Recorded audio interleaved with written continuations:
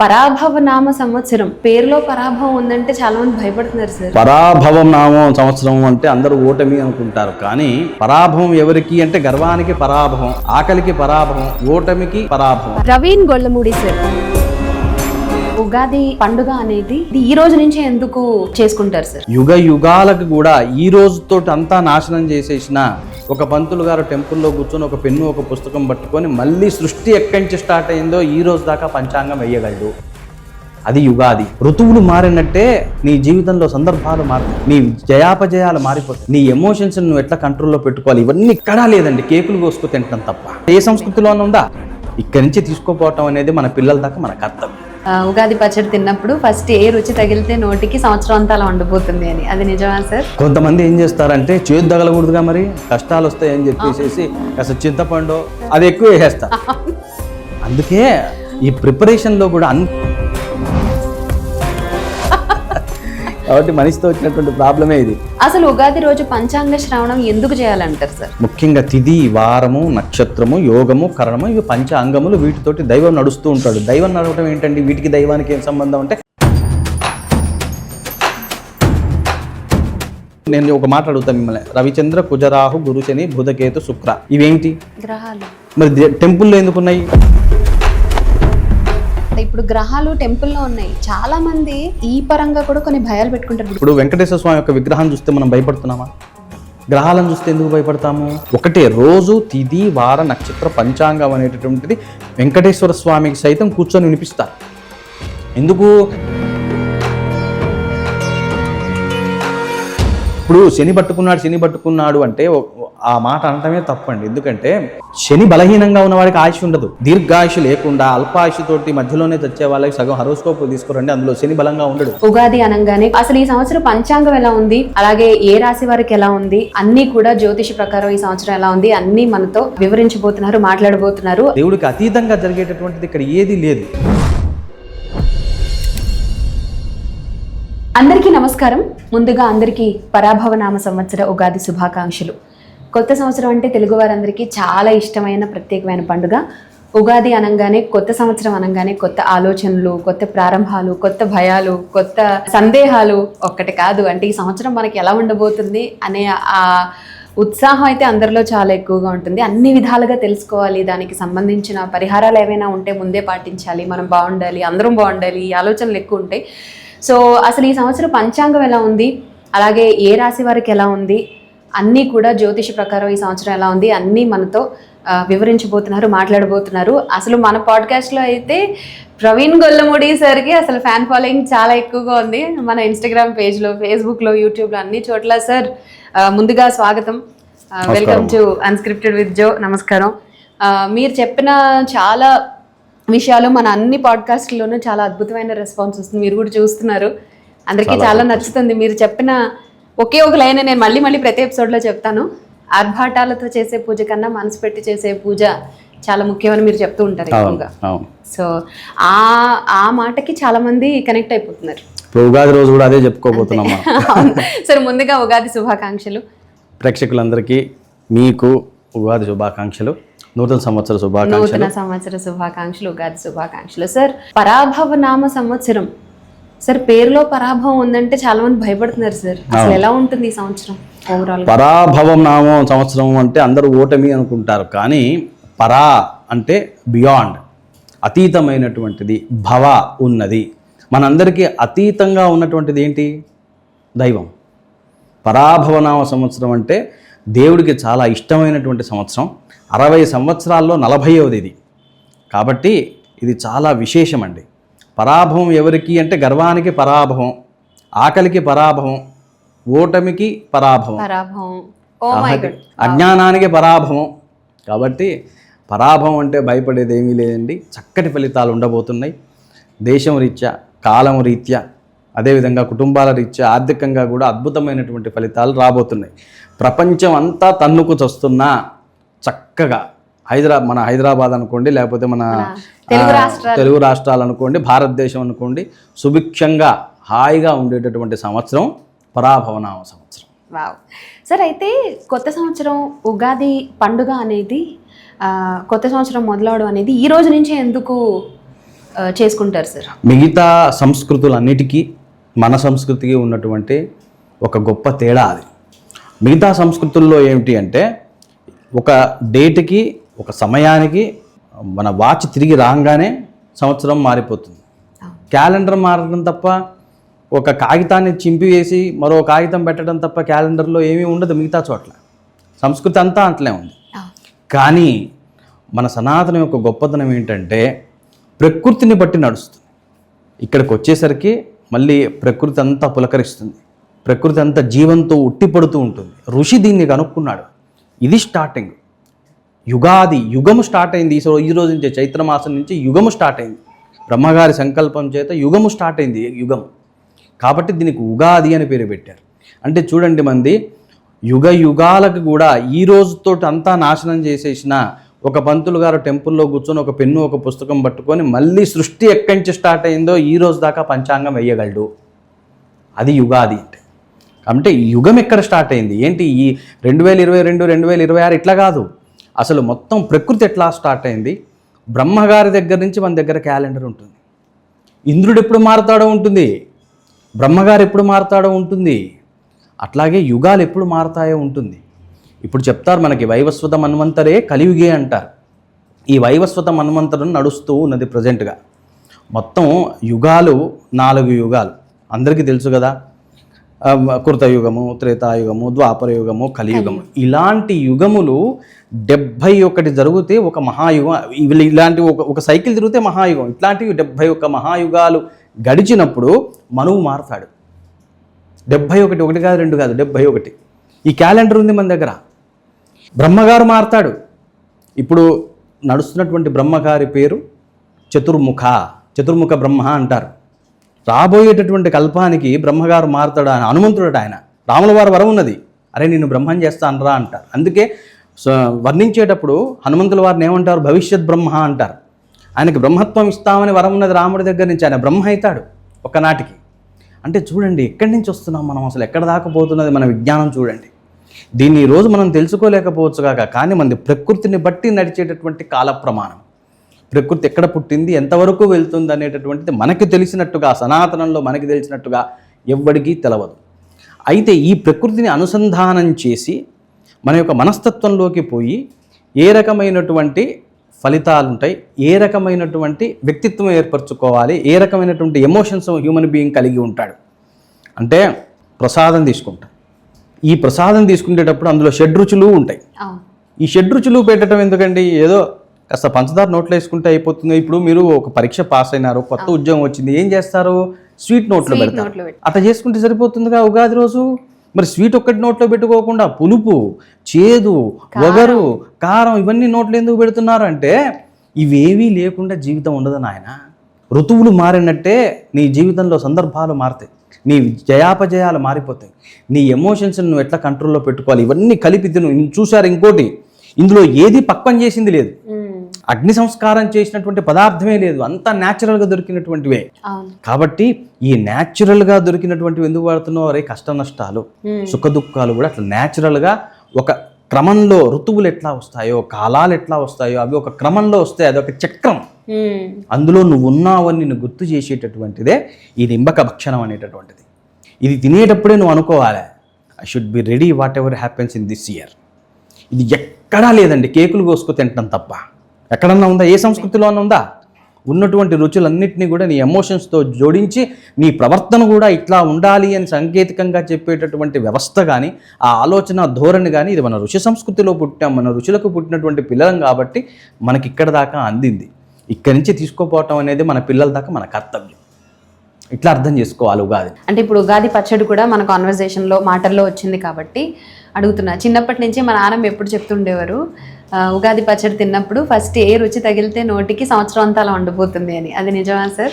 కొంతమంది ఏం చేస్తారంటే చేదు తగలకూడదుగా, మరి కష్టాలు వస్తాయని చెప్పేసి కాస్త చింతపండు అది ఎక్కువ వేసేస్తారు.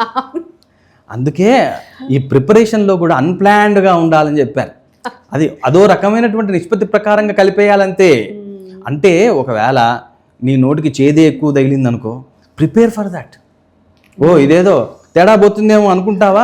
Okay, God will take care. అదే శరణాగతి పెంచుకోవాలనేగా చెప్పేది శాస్త్రం అంతా.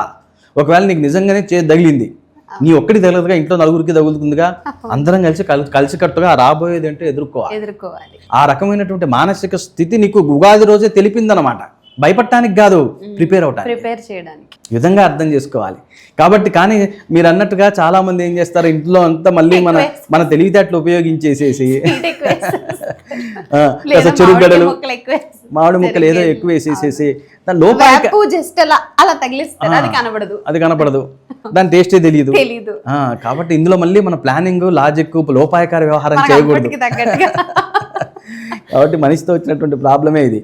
కాబట్టి అట్లా కాకుండా న్యాచురల్గా రానివ్వాలి. ఏదైతే వస్తుందో దానికి ప్రిపేర్ అవ్వటం కోసమే ఉగాది రోజు ఈ సంకల్పాలన్నీ చేసేది. అసలు ఉగాది రోజు పంచాంగ శ్రవణం ఎందుకు చేయాలంటారు సార్? పంచాంగ శ్రవణం ఎందుకు చేయాలంటే ముఖ్యంగా తిథి, వారము, నక్షత్రము, యోగము, కరణము, ఇవి పంచాంగములు. వీటితోటి దైవం నడుస్తూ ఉంటాడు. దైవం నడవటం ఏంటండి? వీటికి దైవానికి ఏం సంబంధం అంటే కాలస్వరూపస్య దేవః. దేవుడు ఎవరు? కాలస్వరూపుడే. ఆయన రావాలి అంటే, ఆయన ఉండాలి అంటే ఏ రకంగా వచ్చి ఉంటాడు? కాలస్వరూపంగానే రావాలి. కాలస్వరూపంగానే ఋతువులు వస్తున్నాయి, కాలస్వరూపంగానే పంచభూతాలు ప్రవర్తిస్తున్నాయి, కాలస్వరూపంగానే దేవుడు కూడా వస్తాడు. దేవుడికి అతీతంగా జరిగేటటువంటిది ఇక్కడ ఏదీ లేదు. నేను ఒకటి మాట చెప్తున్నా, ఈ రోజున చాలామంది కుజదోషం అనగానే భయపడతారు, రాహుదోషం అనగానే భయపడతారు, అరే నీకు శని నడుస్తుందిరా అనగానే భయపడతారు. ఎందుకు భయపడతారు?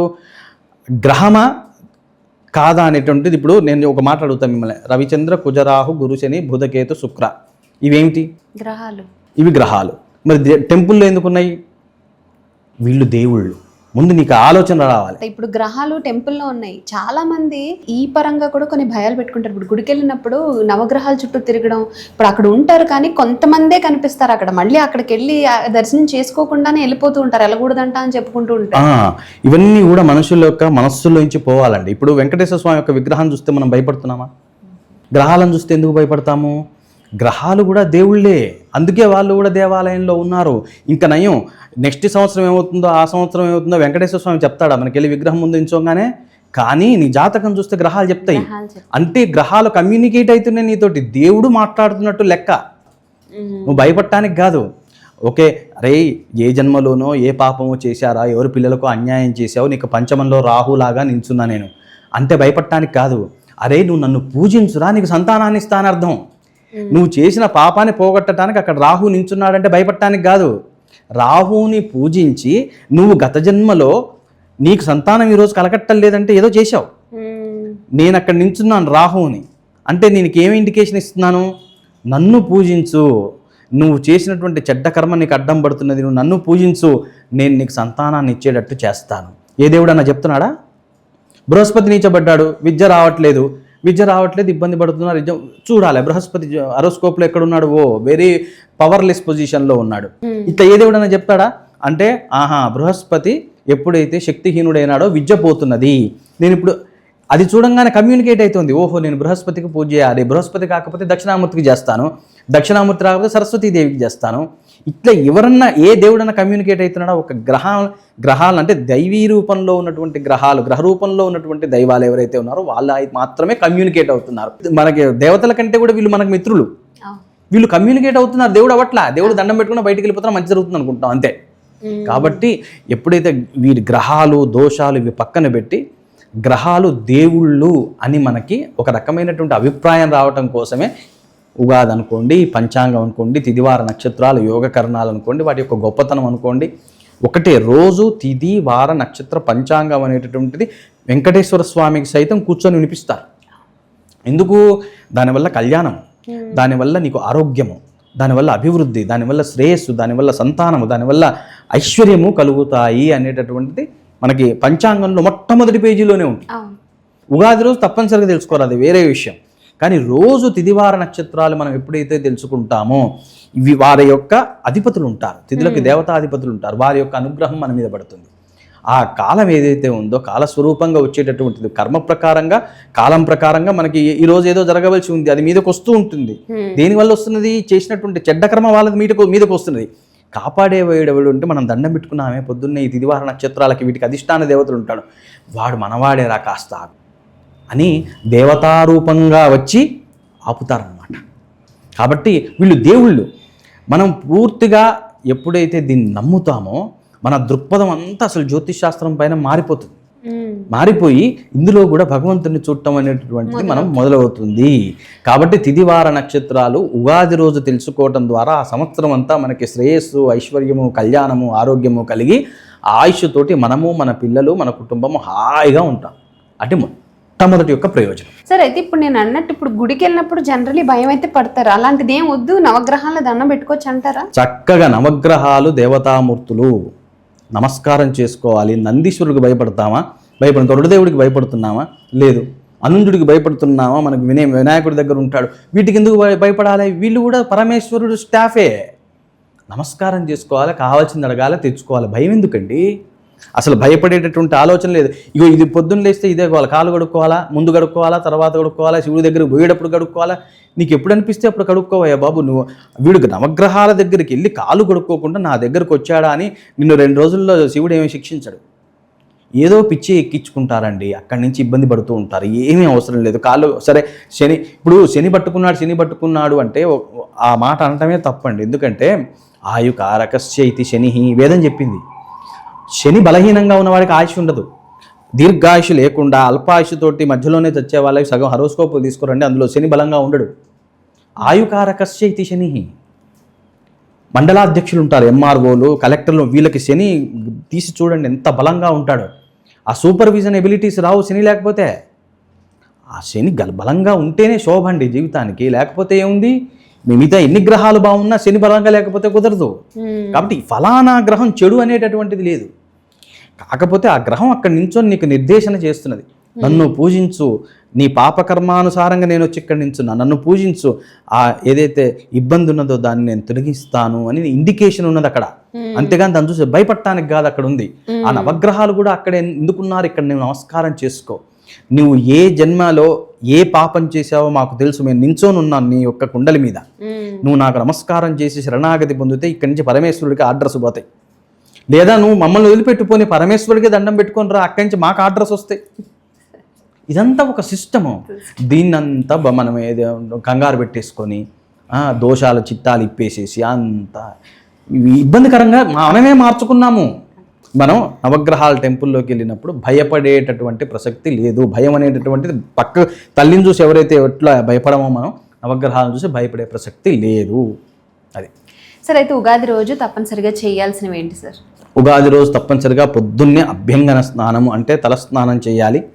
సూర్యుడికి తప్పనిసరిగా నమస్కారం చేసుకోవాలి. గ్రహరాజు సూర్యుడు అంటే మనం నవగ్రహ శ్లోకం ప్రారంభం కావటమే ఆదిత్యాయ చ సోమాయ మంగళాయ బుధాయ చ గురు శుక్రశనిభ్యశ్చ రాహవేకతవే నమః. అది స్టార్ట్ అవుతుంటే ఆదిత్యుడితోటి స్టార్ట్ అవుతుంది. ఆయన గ్రహరాజు. ఎందుకంటే ఈ గ్రహ మండలాన్ని పరిపాలన చేస్తున్నటువంటి వాడు. ఆయన యొక్క పర్మిషన్ లేకుండా ఏది కూడా నవగ్రహాలలో జరగదు. కాబట్టి గ్రహరాజుకు ముందు నమస్కారం చేసుకోవాలి. ఆ తర్వాత మన పూజలు అవి మొదలు పెట్టుకోవాలి. ఇంకోటి ఏంటంటే ఆ రోజు పొద్దున్నే దీపారాధన అది చేసేసుకొని నింబక భక్షణం ఏదైతే ఉందో అది రెడీగా చేసుకొని కుటుంబం అంతా పూజా గదికి చేరాలి. చేరుకున్న తర్వాత ముందు గణేష స్తోత్రము, గణపతిని మొట్టమొదలు ఎందుకు ధ్యానించాలి అంటే ఈ సంవత్సరము గ్రహస్థితులు ఎట్లా ఉన్నా, రాశి ఫలాలు ఎట్లా ఉన్నా, మా నక్షత్రాలు ఎట్లా ఉన్నా, మా యొక్క హరోస్కోప్స్ ఏ విధంగా ఉన్నా, మా దశలు అంతర్దశలు ఏ విధంగా ఉన్నా 9 నవగ్రహాల యొక్క ఆ దేవతల యొక్క అనుగ్రహం మా పైన హాయిగా ఉండాలి అని దండం పెట్టుకోవాలి. ఫస్ట్ దండం పెట్టుకొని ఆ తర్వాత మీరు ఏమైనా చదువుకోండి. గణేశుడికి దండం పెట్టుకోవటం అనేటటువంటిది తప్పనిసరి. అది కూడా సంకటనాశన గణేశ స్తోత్రము. ఇది దీంతో ఆ రోజు ఆరాధన ప్రారంభం కావాలి. ఇక ఆ తర్వాత కాలస్వరూపాన్ని నిర్ణయించే కాలానికి ఆధిపత్యం కలిగినటువంటి వాడు కాలభైరవుడు. శివుడి దగ్గర ఉంటాడు.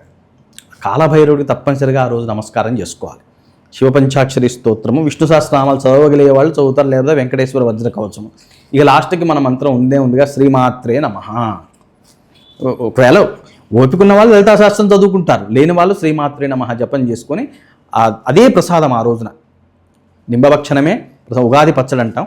అదే మనం ఇచ్చేసేసి నైవేద్యంగా దాన్ని ప్రసాదంగా స్వీకరించాలి. ప్రసాదంగా స్వీకరించి మాకు ఆయుప్రదమై ఐశ్వర్యముతో ఈ సంవత్సరము హాయిగా ఉండాలి అని అందరూ నమస్కారం చేసుకొని ఇంటి యజమాని ముందుగా తీసుకొని మిగతా వాళ్ళందరికీ కూడా ఇవ్వాలి. ఇంకోటి ఏంటంటే సరే అందరూ కాదనుకోండి, కొంతమంది అయినా ఎవరైతే వేసుకోగలుగుతారో వాళ్ళు కొత్త బట్టలు కూడా వేసుకుంటారు పూజకు కూర్చుండే ముందు ఆ రోజు. చేసుకున్న తర్వాత ఈ ప్రసాదం అది తీసుకొని ఆ తర్వాత గుడికి వెళ్ళేటటువంటి సాంప్రదాయం చాలా మందిలో ఉంటుంది. ఉగాది రోజు తప్పనిసరిగా గుడికి వెళ్తారు. ఇలవేల్పు వెంకటేశ్వర స్వామి అనుకోండి, లక్ష్మీ నరసింహుడు అనుకోండి, రాముడు అనుకోండి, శివుడు అనుకోండి, వెళ్ళి నమస్కారం చేసుకుని అక్కడ ఈ సంవత్సరం అంతా బాగుండాలని అర్చన చేయించుకునే వాళ్ళు అర్చన చేయించుకుంటారు. అర్చన చేయించుకోలేనటువంటి వాళ్ళు ఇప్పుడు మనకి బాగా అడుగుతున్నారు, సూతకంలో ఉన్న వాళ్ళ మేమేం చేయాలయా అని.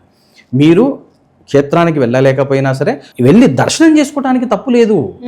ఆ శటగోపం పెట్టించుకొని గోత్రనామం చెప్పించుకోకూడదు అంతే. వెళ్ళి నమస్కారం చేసుకొని దైవ దర్శనానికి తప్పు లేదని చెప్పారు. దైవ దర్శనం చేసుకొని ఆ ఎన్విరాన్మెంట్లో కాసేపు ఉండి ప్రదక్షిణాదులు చేసుకొని ఇంటికి వస్తే దాన్ని మించినటువంటి ఉగాది లేదు. అదే ఉగాది మనకి అక్కడి నుంచి అన్ని శుభాలే జరుగుతాయి. సరే, అయితే మునుపటి సంవత్సరం చూసుకుంటే చాలా అగ్నికి సంబంధించిన యాక్సిడెంట్స్ ఏంటి బ్యాడ్ పరంగా ఎక్కువ వినిపించింది, అశుభాలు ఎక్కువ జరిగాయి అని చాలా మంది మనసులో పడింది కిందటి సంవత్సరం విషయానికి వస్తే. పరాభవ సంవత్సరం ఎలా ఉండబోతుంది సార్ ఓవరాల్ గా? పరాభవ సంవత్సరం చాలా అద్భుతమైనటువంటి సంవత్సరము. ముఖ్యంగా గవర్నమెంట్ వారి యొక్క కొత్త విధానాలతోటి ప్రజలకు చాలా దగ్గరవుతారు. నెంబర్ 1. నెంబర్ 2, చక్కటి స్కీమ్స్ స్టార్ట్ అవుతాయి. నెంబర్ 3, అంతర్జాతీయంగా భారతదేశం ఒక్క వెలుగుతుంది. మళ్ళీ మీరు చూస్తారు, చాలా ఆనందపడతారు. ఫైనాన్షియల్గా కూడా చాలా చేంజెస్ వస్తాయి. ప్రజలు కూడా చాలా రిలాక్సేషన్ ఫీల్ అవుతారు. ఒక్కటి ఏంటంటే మీన రాశిలో ఎక్కువ గ్రహాలు ఉండటం వల్ల వాటర్ యాక్సిడెంట్స్ జరిగేటటువంటి అవకాశం ఉంది. ఎక్కువగా జల ఉత్పాతము జరిగేటటువంటి అవకాశం ఉంది. దానికి తప్పించి మిగతా అన్ని రంగాల్లో, వ్యాపారంలో, వాణిజ్యంలో, ఉద్యోగంలో, అట్లాగే ఫ్యామిలీస్లో, పిల్లల పరంగా ముఖ్యంగా విద్యలో అఖండమైనటువంటి ఇన్నోవేషన్ జరుగుతుంది. మన పిల్లలు అద్భుతాలు చేస్తారు. క్రీడల్లో అద్భుతాలు చేస్తారు మన వాళ్ళు. ఈ రకమైనటువంటి ఎన్విరాన్మెంట్ సైంటిఫిక్గా, అట్లాగే ఈ అంతరిక్ష రంగంలో కూడా అద్భుతాలు చేయబోతోంది ఈ సంవత్సరం ఇండియా.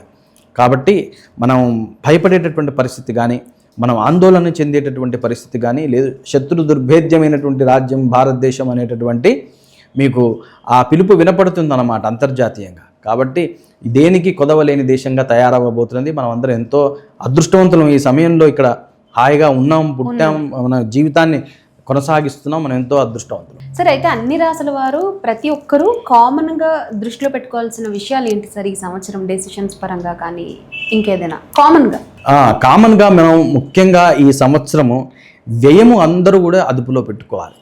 ఈ సంవత్సరం అందరూ ఎక్కువగా లగ్జరీస్కి డబ్బులు ఖర్చు పెట్టేస్తారు. ఎందుకంటే శుక్ర గ్రహం విపరీతమైనటువంటి బలం కలిగి ఉన్నాడు. విలాసాలకి, లగ్జరీస్కి, బయట ఫుడ్ ఎక్కువగా తినటానికి, లేకపోతే పిక్నిక్ స్పాట్స్ లాంటి వాటికి వెళ్ళి ధనం ఖర్చు చేయటం, ఎంటర్టైన్మెంట్కి ఎక్కువగా జనాలు అవకాశం ఇచ్చి వాటి కోసం ఎక్కువగా డబ్బులు ఖర్చు పెట్టేటటువంటి అవకాశం చాలా బాగా కనపడుతుంది. కాబట్టి అదొకటి జాగ్రత్తగా చూసుకోవాలి.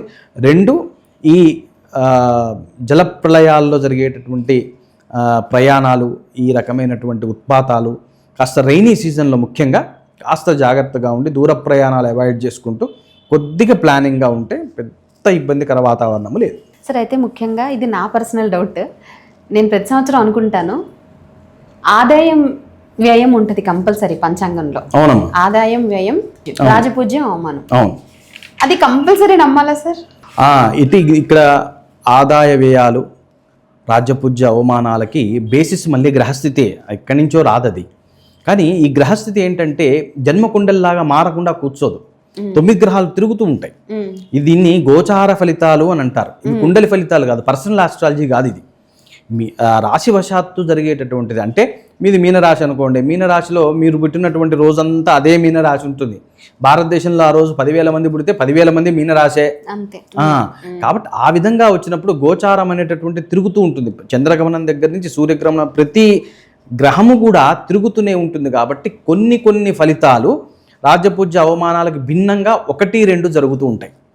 కాబట్టి దాన్ని కూడా మనం పరిగణలోకి తీసుకుందాం. ఈసారి చెప్పేటప్పుడు దాన్ని కూడా పరిగణలోకి తీసుకుని, అంటే శని సంచారం, గురు సంచారం, రాహుకేతు సంచారాన్ని కూడా గమనిస్తూ చెప్పినప్పుడు ఇప్పుడున్న 1-2 రాసుల్లో కొద్దిగా తేడా పడుతుంది. కానీ పూర్తిగా 100% రాజపూజ్య అవమానాలు పట్టిక తప్పేమో అన్నటువంటి పరిస్థితి ఉండదు. ఒకటి 2 కేసెస్లో జరుగుతుంది. సార్ అసలు ఎగ్జాక్ట్గా రాజపూజ్యం అవమానం అంటే ఏంటి ఆ బుక్ పరంగా? రాజపూజ్యము అవమానము అంటే గౌరవం ఎక్కువగా లభించడం, ప్రమోటివ్గా ఉండటం, ప్రోగ్రెసివ్గా ఉండటం, ఒక రకమైనటువంటి ఉత్సాహము, విజయము, ఇవన్నీ కూడా రాజపూజ్యం.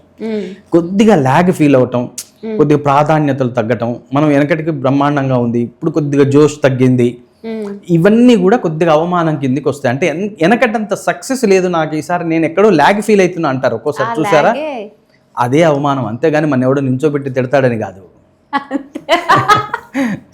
సార్ అయితే ముఖ్యంగా అందరూ ఎదురు చూసే ఒక విషయం, అందరూ రాశి ఫలాల గురించి ఎప్పుడు చెప్తారు డీటెయిల్గానే ఎదురు చూస్తూ ఉంటారు. అవును. సో చెప్పండి, ముందుగా ఈ సంవత్సరం మేషరాశి వారికి ఎలా ఉండబోతుంది? మేషరాశి వారికి ఆదాయం 11, వ్యయం 5, అశ్విని 1, 2, 3, 4 పాదాలు, భరణి, కృత్తిక 1వ పాదం, ఇవన్నీ కూడా మేషరాశి కిందికి వస్తాయి. రాజపూజ్యం 2, అవమానం 4.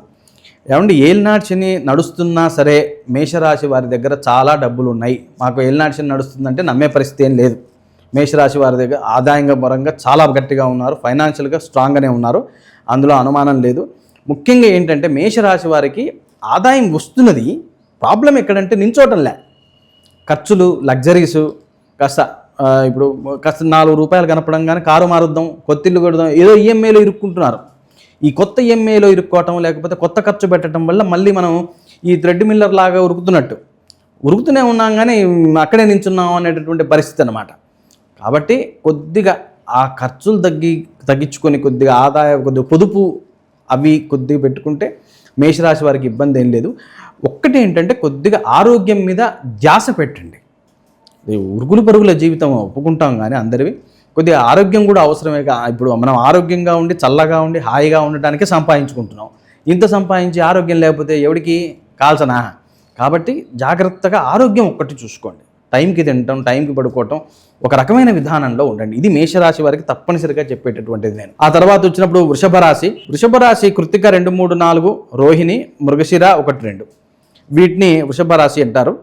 మనకి ఆదాయం 5, వ్యయం 14, రాజ్యపూజ్యం 5, అవమానం 4. వృషభ రాశి వారికి ఈసారి కొద్దిగా టఫ్గా ఉంది, కానీ సంవత్సరం మధ్య వరకే. అది మళ్ళీ ఆగస్టు నుంచి మళ్ళీ వాళ్ళు కూడా రకరకాలుగా ప్రూవ్ చేసుకుంటారు, అన్ని రకాలుగా కూడా బాగుంటుంది. ముఖ్యంగా ఉద్యోగ రంగంలో మంచి ఫలితాలు ఉంటాయి. మిథున రాశి దగ్గరకు వచ్చినప్పుడు మృగశిర 3, 4, పునర్వసు 1, 2, 3. ఈ మిథున రాశిలో ఆదాయం 8, వ్యయం 11, రాజపూజ్యం 1, అవమానం 7. ఒకటి ఏంటంటే మిథున రాశి వారు అవమానం 7 దాకా ఎందుకు పోయిందంటే వీరికి ఒక బ్యాడ్ హ్యాబిట్ డెవలప్ అయింది. పక్కవారి విషయంలో ఎక్కువగా కల్పించుకోవటం, అంతా నావారే అని చనువు తీసుకోవటం, ఎక్కువగా వ్యవహరించడం, పక్కవారి విషయాల్లో సొంతవారు కదా అని చెప్పేసి ఒక 2 అడుగులు ముందుకేసి చొరవ ఎక్కువగా తీసుకోవటం. దానివల్ల నీ స్థాయి ఏంటో, నువ్వు ఎక్కడి వరకు ఉండాలో అవతల వాడు తెలియజేస్తాడు. అది ఎంత అవమానకరం. అవతల వాడు చెప్పాలన్నా మనం ఎంతవరకు ఉండాలో, మన హద్దులు మనకు ఉండొద్దు. ఇది ఒక్కటి మిథున రాశి వారు. మిగతా అన్నీ బాగున్నాయి, డబ్బులు, ప్రొఫెషన్, ఎవ్రీథింగ్ ఈజ్ ఫైన్. కానీ ఒక సంఘటన ఈ సంవత్సరం జరుగుతుంది, అది మీకు కనువిప్పు లాంటిది. జీవితం మొత్తం మీద ఎంతవరకు ఉండాలో అంతవరకు ఉండండి, ఎవరితో ఎంతవరకు ఉండాలో మనకు అనవసరం. అంతకంటే మనకు అంత లోతుగా పోయి చేసేదేమీ లేదు అక్కడ. అవసరమైన ఇన్వాల్వ్మెంట్ నువ్వు పక్కకుండా అంటే ఎలా ఉంటుంది? మిథున రాశి వారు ఇది ఒకటి గమనించుకోవాలి. అంటే మీ జీవితాల్లో తెలుసు మీరు ఎక్కడ ఓవర్గా పోతున్నారో, అదొక్కసారి చెక్ చేసుకోండి. కర్కాటక రాశి వారికి ఆదాయం 2, వ్యయం 11, పునర్వసు 4, పుష్యమి, ఆశ్లేష, ఇవి కర్కాటకం కిందకి వస్తాయి. రాజపూజ్యం 4, అవమానం 7. కర్కాటక రాశి వారికి కూడా ఇదే ప్రాబ్లం అండి. బాగా ఖర్చులు, విపరీతమైనటువంటి ఖర్చులు పెట్టడం. ఆదాయం ఉంది కాబట్టి ఖర్చు పెడుతున్నారు, ఆదాయం అయితే ఉంది కాబట్టి జాగ్రత్తగా ప్లాన్ చేసుకోండి. ముందు ఎప్పుడైనా ఇబ్బందులు వస్తే ఉండటం కోసం డిపాజిట్స్ అవి పెంచుకోండి. ప్రాపర్టీస్ మీద దృష్టి పెట్టండి. కర్కాటక రాశి వాళ్ళు ఈ సంవత్సరం కొద్దిగా ప్రాపర్టీస్ మీద దృష్టి పెట్టండి. ఎక్కువగా సంపాదన వచ్చినట్టు ఎట్లా ఎంజాయ్ చేద్దాం అనేటటువంటి పద్ధతి కాకుండా ప్రాపర్టీస్ మీద దృష్టి పెట్టండి. సింహరాశి ఆదాయము 5, వ్యయం 5, మకాపుబ్బ, ఉత్తర 1వ పాదము, రాజ్యపూజ్యం 7, అవమానం 7. ఈ సింహరాశి వారు ఈ సంవత్సరానికి మిస్టర్ యోగీస్ అండి. వీళ్ళు అన్నీ సమానంగా ఉన్నాయి. ఆదాయ వ్యయాలు అట్లాగే రాజ్యపూజ్య అవమానాలు అన్నీ సమానంగా ఉన్నాయి. స్థితప్రజ్ఞులు, హాయిగా మనశ్శాంతిగా ఉండండి, ఇబ్బందికరమైనటువంటి వాతావరణం లేదు. కన్యా రాశివారు ఆదాయం 8, వ్యయం 11, ఉత్తర 2, 3, 4, హస్త, చిత్త 1, 2. వీరికి కూడా వ్యయం అధికంగా ఉంది కన్యా రాశి వారికి. కానీ బృహస్పతి బలం అయితే బాగుందండి. బృహస్పతి బలం బాగుంది. కర్కాటకంలోకి గురుడు వస్తాడు జూన్ నుంచి. అద్భుతమైనటువంటి ఫలితాలు వీరికి, వీరి పిల్లలకి, వీరికి ప్రొఫెషన్లో ప్రమోషన్స్ వస్తున్నాయి. వీళ్ళ పిల్లలకు కూడా పై చదువులకు వెళ్తారు. చక్కగా ఉంది. తులారాశి వారికి ఆదాయం 5, వ్యయం 14, చిత్తా 3, 4, స్వాతి, విశాఖ 1, 2, 3, రాజపూజ్యము వీరికి 6, అట్లాగే అవమానము 3. తులారాశి వారికి అన్ని విషయాలు బాగున్నా కూడా అండి, ఇక రుణ సంబంధమైనటువంటి వ్యవహారాలు కొద్దిగా అప్పులు ఎక్కువగా చేస్తున్నారు. అదొక రకంగా అది మంచిది కాదు. ఒక జాగ్రత్తగా ఉండాలి.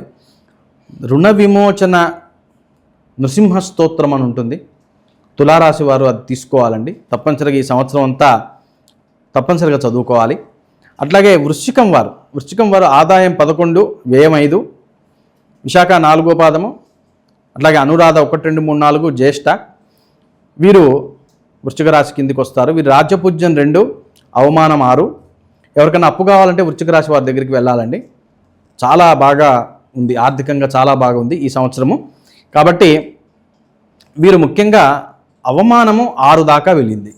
అవమానం 6 దాకా అంటే కొద్దిగా మన టైం బాగా నడుస్తుంది కాబట్టి కొద్దిగా నెగ్లిజెంట్గా ఉండటం, లేజీగా ఉండటం, దీనివల్ల మనకి ఏమవుతుందంటే కొన్ని చోట్ల ప్రశ్నింపబడతారు. ముఖ్యంగా కార్యాలయాల్లో కొన్ని విషయాల్లో, ఇంట్లో కూడా కొద్ది బాధ్యతారహితంగా ఉండటం వలన ప్రశ్నింపబడతారు. వృశ్చిక రాశి వారు ఆ ఒక్క జాగ్రత్త తీసుకోవాలి.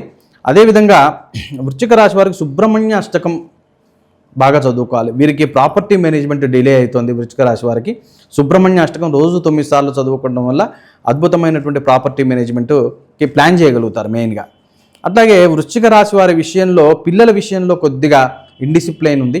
పిల్లల విషయంలో కొద్దిగా ల్యాగ్ ఉంది. అదేవిధంగా వారి అచీవ్మెంట్ విషయంలో కూడా వీరు చిరాగ్గా ఉన్నారు. అనుకున్నంత అచీవ్ కాలేకపోతున్నారని వృశ్చిక రాశి వారు. దానికోసం అని చెప్పేసి దక్షిణామూర్తి స్తోత్రం వీరు రోజు చదివి పిల్లలకి కాస్త తీర్థ ప్రసాదాలు ఇవ్వటం వల్ల వారి యొక్క ఉన్నతి బాగుంటుంది. అదొకటి గుర్తుపెట్టుకోవాలి. ఆ తర్వాత ధనస్సు రాశి ఆదాయం 14, వ్యయం 11, మూల, పూర్వాషాఢ, ఉత్తరాషాఢ 1 పాదాలు వస్తాయి. రాజపూజ్యమేమో 5, అవమానం 6. వీరు కూడా బాగా కలిసి వచ్చేటటువంటి సంవత్సరంలో ఉన్నారు. నిజానికేంటి చెప్తారు, వీళ్ళకైతే అర్ధాష్టమ శని నడుస్తుంది కదండి, బాగుందని చెప్తారేంటి? ఇది బృహస్పతి మహిమ.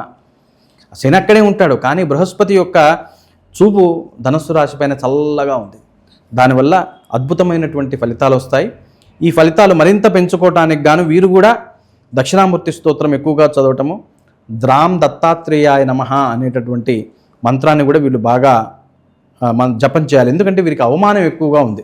బాధ్యతల విషయంలో వీరు ఎన్ని బాధ్యతలు నిర్వహిస్తున్నా సరే ఎవరో ఒకళ్ళు ప్రశ్నించడం, ఇది ఇట్లనైనా చేసేది, అది అట్లనైనా చేసేది, అంటే ఇంత చేస్తున్నా కానీ నన్ను ఇంకా వీళ్ళు ఎట్లా అంటారు అనేటటువంటి వేదన వారిని తినేస్తోంది ధనుసు రాశి వారికి. అందుకోసం చెప్పాను వారికి ఇది. అట్లాగే మకర రాశి వారికి ఆదాయం 2, వ్యయం 8, ఉత్తరాషాఢ 2, 3, 4, శ్రవణం, ధనిష్ట 1, 2, రాజపూజ్యం 1, అవమానం 6. మొత్తం మీద మకర రాశి వారికి ఈ సంవత్సరం గడ్డు రోజులుగా ఉన్నాయండి. ఎందుకంటే వీరి యొక్క వ్యయం చాలా ఎక్కువగా ఉంది, వీరి అవమానం కూడా వీరికి చాలా ఎక్కువగా ఉంది ఈసారి. కాబట్టి ఎక్కువగా వెంకటేశ్వర వజ్రకవచం బాగా పారాయణ చేసుకోవాలి, వెంకటేశ్వర స్వామిని నమ్ముకోవాలి. అట్లాగే ఆంజనేయ స్వామికి ప్రదక్షిణలు చేయాలి. 41 ప్రదక్షిణలు ప్రతి శనివారమో మంగళవారమో ఏదో ఒకటి పెట్టుకోండి. ఆయనకి ఇష్టమైనటువంటి వారం పెట్టుకొని ప్రదక్షిణలు చేస్తే అద్భుతమైనటువంటి ఫలితాలు వస్తాయి. ఎందుకంటే మకర రాశి వారికి తృతీయ పాప స్థానంలో దాదాపు 4 గ్రహాలు ఉంటాయి ఈ సంవత్సరము. ఆ స్థానంలో ఎక్కువ గ్రహాలు ఉండటం వల్ల వీరు కాస్త ఇబ్బంది పడతారు. కాబట్టి వారు నేను చెప్పినటువంటి రెమెడీ పాటించి ఎక్కువగా వెంకటేశ్వర స్వామి దేవాలయానికి, ఆంజనేయ స్వామి దేవాలయానికి వెళ్ళటం అనేటటువంటిది చెప్పదగ్గ సూచన. కుంభరాశి ఆదాయం 2, వ్యయం 8, ధనిష్ట 3, 4, శతభిషం 1, 2, 3, 4, పూర్వాభాద్ర 1, 2, 3, రాజ్యపూజ్యం 4, అవమానము 2. కుంభరాశి వారికి పర్వాలేదు, మకరం కంటే పర్వాలేదు, కానీ కుంభరాశి వారిలో కూడా కొద్దిగా ఇబ్బందులు ఉన్నాయి. ముఖ్యంగా మనీ స్టక్ అవుతుంది. ఎవరిని నమ్మి ₹1 ఇవ్వద్దు. మనవాడే కదా, మన బంధువే కదా, ఇస్తా అన్నాడు కదా, తొందరలోనే ఇస్తా అన్నాడు కదా అని ఇచ్చారో మీరు వాడింటి చుట్టూ తిరగటమే తప్ప వాడు మీ ఇంటికి వచ్చి మళ్ళీ రీపేమెంట్ అనేటటువంటిది అయితే ఉండదు. కాబట్టి ఈ సంవత్సరము ఆర్థికంగా చాలా జాగ్రత్తగా ఉండండి. ఇది కుంభరాశి వారికి చెప్పేటటువంటి సూచన. కనకధారా స్తోత్రం ప్రతి శుక్రవారం చేసుకోండి. అట్లాగే అష్టలక్ష్మి స్తోత్రం ఉంటుంది. ఈ అష్టలక్ష్మి స్తోత్రం కూడా రోజు ప్రతి శుక్రవారం పారాయణ చేయండి. గడప పూజ ప్రతి శుక్రవారం ఇంట్లో ఆడవాళ్ళు ఆ గడపకి కాస్త పసుపు రాసి కుంకుమ పెట్టి నమస్కారం చేసుకోవడం అనేటటువంటిది ఒక అలవాటుగా మార్చుకోండి. ఇది కుంభం వారికి ఇచ్చేటటువంటి సూచన. ఇక మీనం అనగానే అందరూ ఏలినాడ్సిని అంటున్నారు. ఆదాయం కానీ వీరు చూడండి, ఆదాయం 14, వ్యయం 11, పూర్వాభాద్ర 4, ఉత్తరాభాద్ర రేవతి. వీరు రాజపూజ్యం 7, అవమానము 2. ఒక రకంగా చెప్పాలంటే మేషం తర్వాత మీనము రాశి చాలా బాగుంది ఈ సంవత్సరం. దీనికి కారణం బృహస్పతి బలం. ఇది బృహస్పతి బలం యొక్క ఆయన ఒరవడి అట్లా ఉంటుంది. అంటే మనకి ఏలినాడ్శనో అష్టమశనో ఏలినాడ్శనో ఏది నడుస్తున్నా సరే ఆ బృహస్పతి యొక్క కరుణ పడితే అంతా సైలెంట్గా ఉంటారు. విశేషంగా వీరికి ఈసారి ఆదాయం పెరుగుతుంది, ఉద్యోగంలో మంచి గుర్తింపు వస్తుంది, అసలు సమాజంలో కూడా రికగ్నిషన్ పెరుగుతుంది. కాబట్టి చాలా బాగున్నటువంటిది మీనరాశి. ముఖ్యంగా చూసుకుంటేనండి మేషము, వృశ్చికము, ధనస్సు, మీనము ఈ 4 రాశులకి ఈ సంవత్సరం అద్భుతంగా ఉంది. మిగతా వారికి తక్కువగా ఉందని కాదు, అందరికంటే కూడా వీరికి ఎక్కువగా అనుకూలమైనటువంటి రోజులు ఉన్నాయి. దీన్ని ఈ విధంగా అర్థం చేసుకోవాలి. సార్ అయితే మరి మీరు చెప్పిన దాన్ని బట్టి నక్షత్రాల పరంగా కొంచెం మార్పులు అయితే ఉంటాయి. ఇది కామన్గా అవునండి, అంతే. నక్షత్రాల ప్రకారంగా ఉండేటటువంటి చిన్న చిన్న మార్పులు ఏ విధంగా ఉన్నాయంటే కొద్దిగా డీటెయిల్డ్గా లోపలికి పోతే చెప్తున్నాను. అశ్విని, పుష్యమి, స్వాతి ఈ నక్షత్రాలు ఏవైతే ఉన్నాయో వీరు కొత్త కొత్త వస్తువులతోటి లగ్జరియస్ గూడ్స్ తోటి ఇల్లంతా నింపేస్తారండి ఈ సంవత్సరం.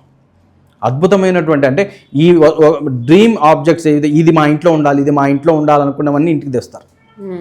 అట్లాగే భరణి, ఆశ్లేష, విశాఖ, శ్రవణం ఈ 4 నక్షత్రాల వాళ్ళకి కొద్దిగా సిమ్టమ్ ఆఫ్ డిసీజెస్ అంటే రోగాలు కాదు, రోగము యొక్క లక్షణాలు. రోగం అంటే తలకాయ నొప్పి వస్తుంది, ఎందుకు నొప్పి వస్తుందో తెలియదు, 2 గంటలు పడుకుంటే పోతుంది. కడుపు ఉబ్బరంగా ఉంటుంది, ఎందుకు ఉంటుందో తెలియదు, కాస్త అల్లం తినంగానే మళ్ళీ తగ్గిపోతుంది. అంటే వేరే ప్రత్యేకించి ఇది నా రోగం అని చెప్పడానికి ఉండదు, కానీ ఏదో నలత, కంట్లో నలుసుబడితే ఏ విధంగా ఇబ్బందికరంగా ఉంటుందో అట్లా వేరే వైభవంతో పాటు అంటే మంచిగా ఉద్యోగంలో, డబ్బుల్లో, ఇంట్లో అంతా బాగా నడుస్తున్న ఏదో సిమ్టమ్ ఆఫ్ డిసీజెస్ ఒకదాంతో ఒకటి చిన్న చిన్నవి ఇబ్బంది పెడుతూ ఉంటాయి. కృత్తిక, మఖ, అనురాధ, ధనిష్ట వీరికి ఎప్పటి నుంచో ఉన్న ఆరోగ్య సమస్యలు కూడా ఈ సంవత్సరం పోతాయి. అద్భుతమైనటువంటి డాక్టర్ గారు ఎవడో దొరుకుతాడు, చక్కటి మందు రాస్తాడు, ఇక అక్కడి నుంచి అది పోతుంది. కాబట్టి లాస్ట్ ఇయర్ ఈ ఇబ్బందులతో నేను ఉన్నానండి అన్నవాడు ఈ సంవత్సరం వీటి నుంచి బయటపడతారు. కాబట్టి ఆయుప్రదంగా ఉంది. ఎప్పటి నుంచో ఉన్నటువంటి దేహం మీద ఉన్నటువంటి చికాకులు, పీడ అంతా కూడా పోతున్నట్టుగా కనపడుతోంది. రోహిణి, పుబ్బ, జ్యేష్ఠ, శతభిషం అఖండమైనటువంటి ధనయోగం వీరికి. ఈ 4 నక్షత్రాల వాళ్ళకి అఖండ ధనయోగం పడుతోంది. మృగశిర, ఉత్తర, మూల, పూర్వభాద్ర వీరికి అనవసరమైనటువంటి విషయాల్లో కలుగజేసుకొని అత్యుత్సాహానికి పోవటం వల్ల కొద్దిగా అవమానకరంగా ఉంది. ఈ 4 నక్షత్రాల వాళ్ళు జాగ్రత్తగా ఉండాలి. ఆర్భాటానికి పోవద్దు. అలవి కాని చోట అధికులమన రాదు. అసలు వెళ్ళి పెత్తనం మనకు అనవసరం అండి. ఎవరైనా మాట్లాడితేనే మాట్లాడించాలి, ఏదైనా పని ఒప్ప చెప్తే చేసి అంతవరకు చేసి బయటకు వచ్చేయాలి. ఆర్ద్ర, హస్త, పూర్వాషాఢ, ఉత్తరాభాద్ర వీరికి రాజ్యపూజ్యత ఎక్కడుంటే అక్కడ ప్రమోటివ్గా ఉంది. ఎక్కడున్నా సరే మంచి పేరు. మనం ఇంత చేస్తే అంత మాట్లాడుకోవటం, మనం చేసింది ఏం లేదు, వీడేంట్రా బాబు ఇంత హడావిడి చేస్తున్నాడు మన మీద అనేటటువంటి పరిస్థితి మంది. అంటే చేసింది ఏమీ లేదు కానీ అంత పేరు వచ్చేస్తుంది అనమాట. ఆ రకమైనటువంటి పరిస్థితుల్లో ఈ 4 నక్షత్రాలు ఉన్నాయి. పునర్వసు, చిత్త, ఉత్తరాషాఢ, రేవతి ఈ 4 నక్షత్రాలకు కూడా కొద్దిగా జగడపు లక్షణాలు ఉన్నాయి. ముఖ్యంగా ఈ సంవత్సరంలో అనవసరమైనటువంటి వాగ్యుద్ధాలు, ఊరికే కూర్చొని మాట్లాడుకుంటున్నాం, అది చిన్నగా ఏదో పెద్ద ఆర్గ్యుమెంట్ లాగా అయిపోతుంటుంది. కాబట్టి వీళ్ళు తక్కువగా మాట్లాడితే మంచిది ఈ సంవత్సరం. ముఖ్యంగా పునర్వసు, చిత్త, ఉత్తరాషాఢ, రేవతి అంటే అక్కడ ఏముండదు మళ్ళీ పావుగంట తర్వాత, కానీ మాటికి కాన్ఫ్లిక్ట్స్, అగ్రెసివ్ డిస్కషను, ఆర్గ్యుమెంట్స్ అయితే ఈ 4 నక్షత్రాల వాళ్ళకి ఉంటే జాగ్రత్తగా ఉండి అనవసరమైన విషయాల్లో మాట్లాడుకోవటం మంచిది. సరే అయితే మరి ఈ సంవత్సరం పుష్కరాలు కూడా ఉన్నాయి కదా సార్, యమున ఈ సంవత్సరం పుష్కరాలు ఉన్నాయి. ఎందుకంటే 1 జూన్న కర్కాటక రాశిలోకి గురు సంచారం జరగటం చేత మనకి యమునా నదికి పుష్కరాలు వస్తున్నాయి. ముఖ్యంగా పుష్కరాలలో ఉన్నటువంటి ఒక గొప్ప విశేషం ఏంటంటే పుష్కర స్నానము చేయటం ద్వారా మన పితృలోకాల్లో ఉన్నటువంటి వారు ఎవరైతే ఉన్నారో వారి యొక్క అనుగ్రహం మన మీద పడుతుంది అనేటటువంటి శాస్త్రవచనం. మధుర, బృందావనం, త్రివేణి సంగమంలో పుష్కర స్నానాలు ఈ సంవత్సరం చేస్తారు.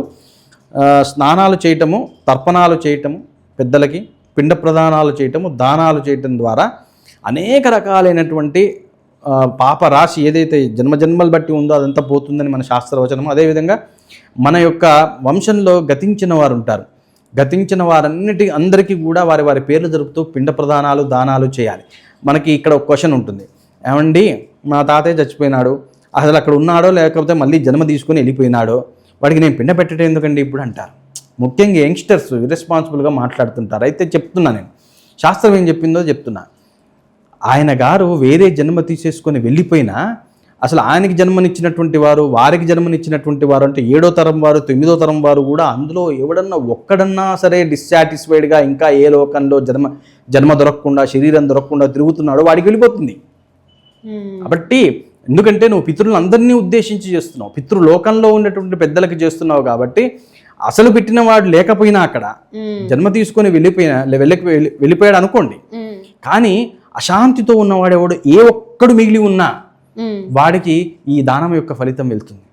వెళ్ళి వాడు ఎక్కడున్నాడో అక్కడ మళ్ళీ ఉత్తమ గతులు లభిస్తాయి, వేరే కొత్త శరీరం లభిస్తుంది, కొత్త శరీరంలో ఉండి ఇబ్బందులు పడుతుంటే వెలుగైతాడు. ఇవన్నీ కూడా మన వాళ్ళు అది చచ్చిపోయిన వాళ్ళని వదిలిపెట్టేసుకోకుండా ఒక రకమైనటువంటి విధానాన్ని క్రియేట్ చేశారు. ఇది కేవలం సనాతన భారతీయం యొక్క గొప్పతనం.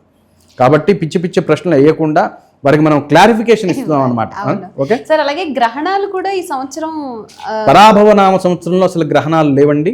ఇది ముఖ్యంగా గుర్తుపెట్టుకోవాలి. మనం ఫిబ్రవరి 17వ తారీఖు నాడు కూడా 2026లో మనకి అసలు గ్రహణమే లేదు.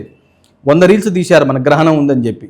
గర్భవతులందరూ నాకు ఫోన్ చేయటము, లేకపోతే మెసేజ్లు పెట్టడము, గురువు గారు గ్రహణం ఉందట అంటే అసలు మనకు దేశానికి గ్రహణమే లేకపోతే గ్రహణం ఉందని చెప్తున్నారు. కాబట్టి ఎక్కడో ఏ దేశంలోనే ఉండే గ్రహణానికి మనకి సంబంధం ఉండదు. మన పంచాంగంలో గ్రహణం ఉండాలి. ముఖ్యంగా కూడా యంగ్స్టర్స్ కూడా ఏం చేయాలంటే ముఖ్యంగా ఒరిజినల్ టెక్స్ట్ చదవటం నేర్చుకోవాలి. పంచాంగం తెలుగులో ఉంటుంది, తీస్తే అందులో ఎప్పుడు గ్రహణం ఉందో తెలుస్తుంది. రీల్స్ ఎందుకు వినాలండి? ఒకవేళ రీల్స్ విన్నా అది చెక్ చేసుకోవాలి, నిజంగానే కాదలేదు ఉందా లేదా. మొన్న ఫిబ్రవరిలో వచ్చింది మనకి గ్రహణము కాదు, మార్చి 3వ తారీఖు వచ్చిందే గ్రహణము. ఇంకోటి కూడా అందరికీ చెప్తున్నా, మన యొక్క ప్రేక్షకులకు అందరికీ చెప్తున్నా, గ్రహణం యొక్క ప్రభావం ఆకాశేపే. ఏ రాశిలో ఏ నక్షత్రంలో ఎవరికి గ్రహణం వచ్చిందో వాడు చూడకుండా ఉండాలన్నారు, అంతేగాని వాడు చస్తాడని చెప్పలా. ఇక ఎంత భయపడుతున్నారంటేనండి, సింహరాశిలో గ్రహణం ఉంది కాబట్టి కుంభం వాళ్ళు, మకరం వాళ్ళు, వృషభం వాళ్ళు అనుకుంటూ పెద్ద లిస్ట్ ఇస్తారు. ఎందుకండి వాళ్ళందరికీ ఏం సంబంధం అండి? సింహరాశిలో గ్రహణం ఏర్పడితే వాడు దానం చేసుకుంటాడు, పుబ్బా నక్షత్రం వాడు, అంతే. వీళ్ళందరినీ భయపెట్టి దీని ద్వారా వచ్చేటటువంటిది ఏమీ లేదు. ఇదంతా ఉట్టి చాదస్తం తప్పే ఏమీ లేదు. అదొకటి గుర్తుపెట్టుకోవాలి. మూఢాలు ఎప్పుడు ఉన్నాయి సార్? మరి ఈ సంవత్సరంలో గురుమౌఢ్యమి, శుక్రమౌఢ్యమి ప్రతిసారి లాగానే 2 ఉంటాయి. మౌఢ్యమి అనేటువంటిది ఏమిటి అంటే ఎప్పుడైనా సరే రవిగ్రహంతో గురుడు కలిసినప్పుడు గురుమౌఢ్యమి అంటారు. అంటే ఎట్లయితే మన కళ్ళల్లో టార్చ్ లైట్ వేస్తే ఇక మనకేమీ కనపడదో, బృహస్పతికి ఏమీ కనపడదు. ఎందుకంటే గురువు యొక్క గ్రహం యొక్క శుక్రగ్రహం యొక్క బలం లేకుండా ముహూర్తాలు పెట్టకూడదు. ఆ ముహూర్తాలు పనిచేయవు, శుభశకునాన్ని ఇవ్వవు. అందుకోసం అని చెప్పి గురుమౌఢ్యమి, శుక్రమౌఢ్యమి ఈ 2 మౌఢ్యములు కూడా మనం గమనించుకొని శుభకార్యాలు పెట్టకుండా ఉండాలి. గురుమౌఢ్యమి 15 జూలై 2026 నుండి 12 ఆగస్టు 2026 వరకు. శుక్రమౌఢ్యమి 19 అక్టోబర్ 2026 నుంచి 29 అక్టోబర్ 2026 వరకు. ఈ మౌఢ్యములో మనము గృహప్రవేశం ఉండదు, ఉపనయనం ఉండదు, వివాహం ఉండదు. చిన్నవి చేసుకోవడానికి మూడాలు చూసుకోవాల్సిన పని లేదు. మరి అలాగే శని సంచారం గురించి చెప్పండి సార్. శని సంచారము పోయిన సంవత్సరం లాగానే ఈ సంవత్సరంలో మీనరాశిలోనే శని సంచారము.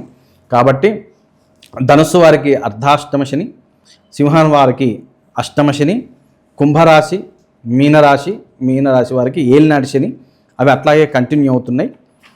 కాబట్టి ముఖ్యంగా మన దగ్గర మందపల్లి క్షేత్రానికి వెళ్ళి శనిగ్రహానికి సంబంధించినటువంటి పూజలు చేసుకుంటే శని యొక్క అనుగ్రహం లభిస్తుంది. అదేవిధంగా ప్రతి శనివారం హనుమంతుడికి 41 ప్రదక్షిణాలు చేసుకోవటం వల్ల, వెంకటేశ్వర స్వామి యొక్క వజ్రకవటం చదువుకోవటం వల్ల కూడా శని యొక్క అనుగ్రహం లభిస్తుంది, శని బాధలు పోతాయి అనేటటువంటిది మనకి శాస్త్రవచనం. మరి అలాగే రాహు కేతు అలాగే గురు సంచారం ఎలా ఉండబోతుంది? రాహుకేతు సంచారము ప్రస్తుతానికి రాహుకేతువులు డిసెంబర్ 5 వరకు కూడా రాహు కుంభరాశిలో, కేతు సింహరాశిలో సంచారం చేస్తున్నారు. కాబట్టి ఈ కుంభరాశిలో రాహు సంచారము, సింహరాశిలో కేతు సంచారం వల్ల విపరీతమైనటువంటి ఇబ్బందులు ఎవరికీ లేవు. ఒక్కటే ఒక ఇబ్బంది ఏంటంటే ముఖ్యంగా మీనము మేషం వారి యొక్క పిల్లల విషయంలో జాగ్రత్తగా ఉండాలి. వారి యొక్క ఆరోగ్యం ఊరికి ఎలర్జీస్ వచ్చేటటువంటి అవకాశం ఉంది, అదొకటి జాగ్రత్తగా చూసుకోవాలి. ప్లస్ వాళ్ళు కొద్దిగా లేజీగా ఉండి ఈ పర్ఫార్మెన్స్ ఆఫ్ ఎడ్యుకేషన్ విషయంలో కొద్దిగా ఇగ్నోరెంట్గా ఉండటం అనేటటువంటి జరగవచ్చు, కాబట్టి కాస్త కేర్ తీసుకుంటే సరిపోతుంది. కుంభరాశి వారు రాహువు, అట్లాగే సింహరాశి వారు కేతు యొక్క దోషం పోవటం కోసం హనుమంతుడికి హనుమాన్ చాలీసా ప్రతి మంగళవారం నాడు పారాయణ చేసుకుంటే సరిపోతుంది. ఓవరాల్ గా అన్ని రాశుల వారు చెప్పండి. పరిహారాల పరంగా ఈ సంవత్సరం అంతా మైండ్ లో ఏం పెట్టుకుంటే మంచిది? అది గుడికి వెళ్ళడం కావచ్చు, ఏదైనా కావచ్చు. పరాభవనామ సంవత్సరానికి రాజు గురుడండి, బృహస్పతి రాజుగారు. అందరికీ చెప్పొచ్చేది ఏంటంటే దక్షిణామూర్తి స్తోత్రము. దక్షిణామూర్తి స్తోత్రం ప్రతి ఒక్కరు కూడా 9 సార్లు చదువుకోవటం అనేటటువంటిది ఒక విధిగా పెట్టుకోవాలి. అది పెట్టుకున్నప్పుడు మనకి అన్ని రకాలుగా ఫ్యామిలీ లైఫ్, ఎడ్యుకేషన్, ప్రొఫెషన్, అట్లాగే ఐశ్వర్యము, ధనము, ఆరోగ్యము, అన్ని రకాలుగా అద్భుతమైనటువంటి ఫలితాలు ఈ సంవత్సరం వస్తాయి. ఈ దక్షిణామూర్తి స్తోత్రం మేము చదవలేమండి, పెద్దగా ఉంటుందంటే ఓం శ్రీ దక్షిణామూర్తి అయ్యే నమః అనేటటువంటి నామజపమైన రోజు 108 సార్లు చేసుకోవటం అనేటువంటిది చెప్పదగ్గ సూచన. రోజు చేసుకోలేని వారు కనీసం గురువారం అన్నా చేసుకుంటే అద్భుతమైనటువంటి ఫలితాలు ఉంటాయి. రకరకాల దోషాలు పోయి అందరూ కూడా గ్రహాలు శాంతిగా ఉండి మన పట్ల అనుగ్రహాన్ని కురిపిస్తాయి. చాలా ధన్యవాదాలండి. అసలు అంటే ఉన్న భయాలు అయితే క్లియర్ చేశారు. పరాభవం అంటే ఏంటి అనేది ఫస్ట్ అందుకే అడిగాను. ఎందుకంటే నేనే ఈ మధ్యకాలంలో 2-3తో మాట్లాడినప్పుడు మామూలుగానే మనకు అంతంత మాత్రం, ఇప్పుడు నెక్స్ట్ ఇయర్ పరాభవం అంట అని ఇలా మాట్లాడుకుంటున్నారు. అంటే ఒక భయం క్రియేట్ అయింది. ఫస్ట్ దాన్ని క్లియర్ చేసేసారు. అండ్ అందరూ రాశుల పరంగా కూడా ఎలా ఉంది ఏంటి, నక్షత్రాల పరంగా కూడా ఎలా ఉంది ఏంటి అన్ని క్లియర్గా చెప్పారు. ఐమ్ షూర్ అందరికీ చాలా నచ్చుతుంది ఈ podcast. Thank you so much once again మరొకసారి మన పాడ్కాస్ట్లో జాయిన్ అయినందుకు. మరొకసారి ఉగాది శుభాకాంక్షలు. థ్యాంక్స్ అండి, అందరికీ కూడా ఉగాది శుభాకాంక్షలు. ఈ పరాభవనామ సంవత్సరం, కొత్త సంవత్సరం ఉగాది నుండి అందరికీ కూడా ఆయురారోగ్యాలు కలగాలి, ఐశ్వర్యం కలగాలి, అందరూ పిల్లాపాపలతోటి హాయిగా ఉండాలి, భగవద్ అనుగ్రహంతో అందరూ కూడా సుఖసౌఖ్యాలతో ఉండాలని కోరుకుంటున్నాము. అందరికీ ఉగాది శుభాకాంక్షలు. ఎస్, అందరికీ ఉగాది శుభాకాంక్షలు. మరొకసారి పరాభవనామ సంవత్సర ఉగాది శుభాకాంక్షలు. సో అసలు ఏం చేయాలి, ఏం చేయకూడదు, ఎలా ఉండాలి, అసలు ఎందుకు భయపడాలి, భయపడకూడదు అన్నీ కూడా చాలా వివరంగా మనకి ఎక్స్ప్లెయిన్ చేస్తారు గురువు గారు. ఐఎమ్ షూర్ మీ అందరికీ కూడా ఈ పాడ్కాస్ట్ చాలా నచ్చింది అనుకుంటున్నాను. మీ వాళ్ళతో షేర్ చేయండి. మరి అసలు ఏం చేయాలి, ఏం చేయకూడదు, నాకైతే మైండ్ మరొక్కసారి క్లియర్ అయిపోయింది. సో అందరికీ చాలా మంచి జరగాలి, మీరు బాగుండాలి, అందరూ బాగుండాలి, అందులో మనం అందరూ ఉండాలి అని చెప్పేసి మనస్ఫూర్తిగా కోరుకుంటున్నాను. అందరికీ మరొకసారి ఉగాది శుభాకాంక్షలు. నెక్స్ట్ వీక్ మళ్ళీ ఇంకొక గెస్ట్తో కలుద్దాం. Until then stay tuned.